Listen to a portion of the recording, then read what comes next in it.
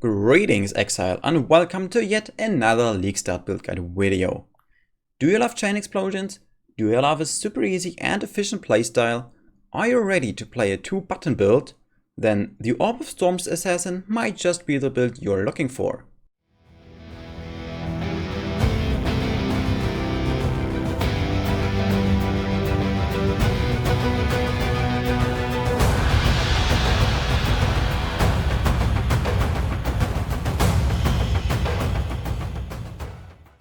This build combines fast cast move speed and chain explosions with a skill that just needs to be placed and then kills everything around on its own.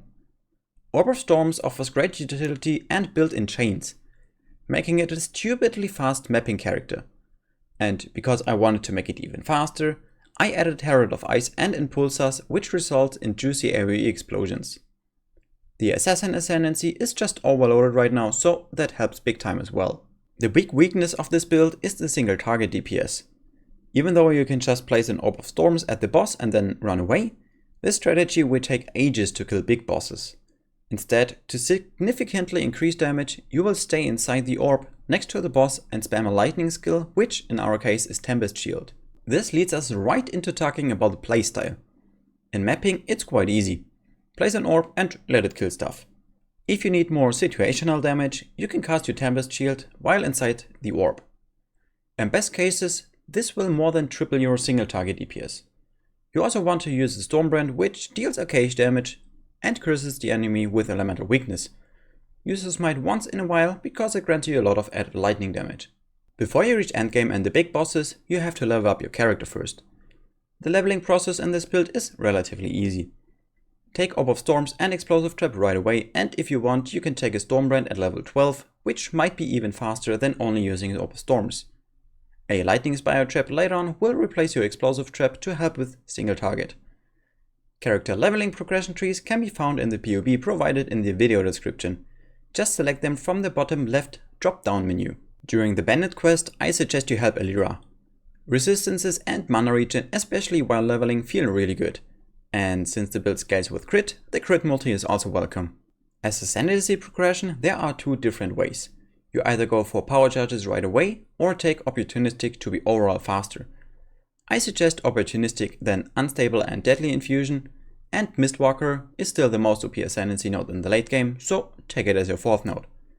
If you want, you can also go for the order I just told you, but once you picked up Deadly Infusion, change from Opportunistic to Mistwalker and then pick up Opportunistic as last. Let's have a look at the gear now. Impulsars is a great choice if you want to focus on mapping.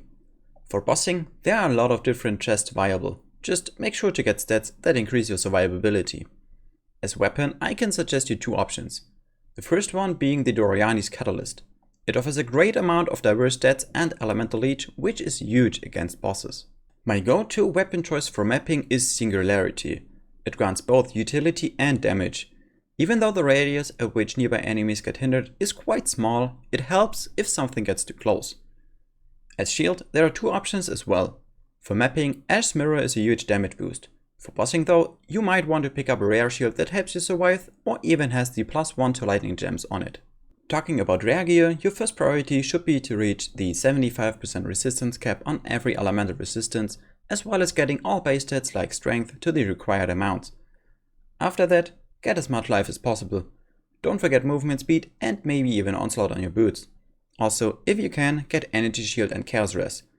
Energy Shield is our secondary defense after life in this build.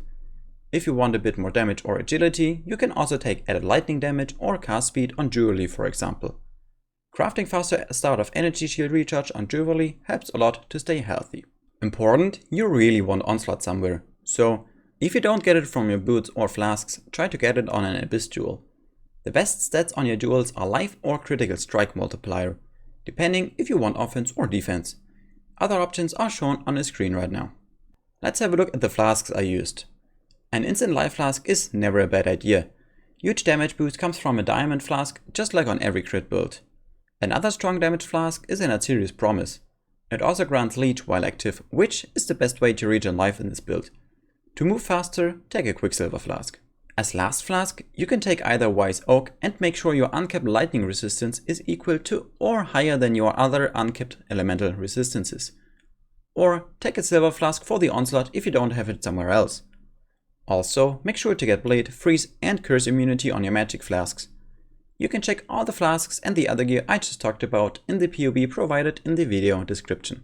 Those are some examples of anointments I suggest. Feel free to use any other anointment depending on your needs. As always, 2 categories, offense and defense, at different price points.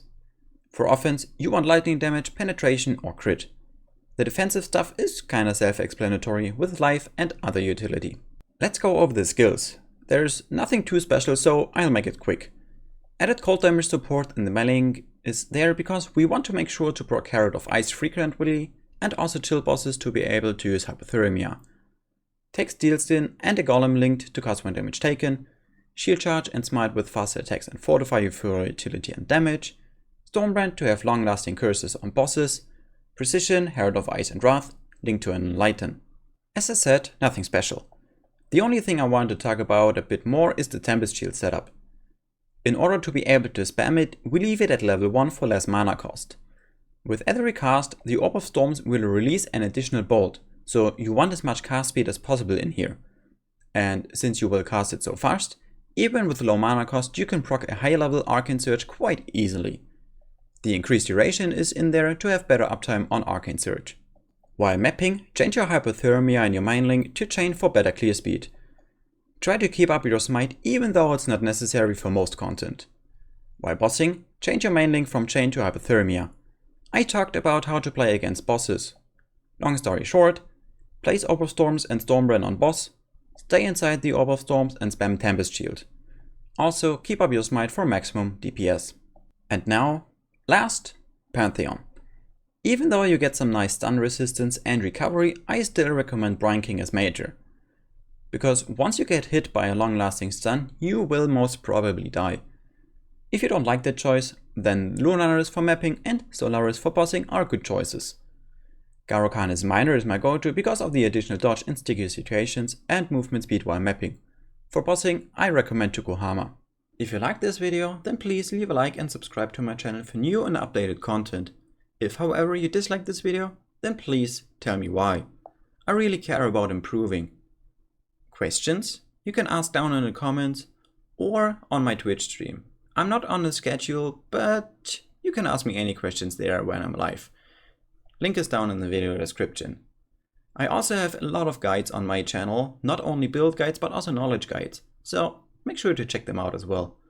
I hope you're having a great day. Thank you very much for watching. I am Jay and I'm out.